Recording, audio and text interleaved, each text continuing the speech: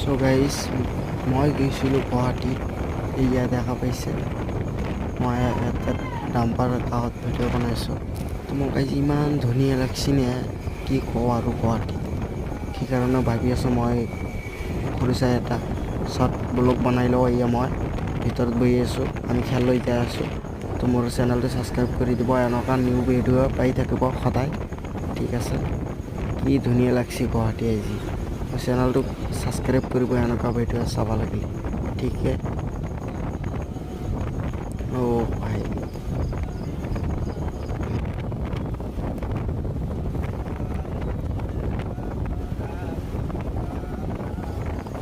চ' আমি ভিডিঅ' সমাপ্ত কৰিমেই আৰু অলপে আছে আৰু। কি ধুনীয়া লাগছি, আমাক কিমান ভাল লাগছি গুৱাহাটী। বাই বাই হা।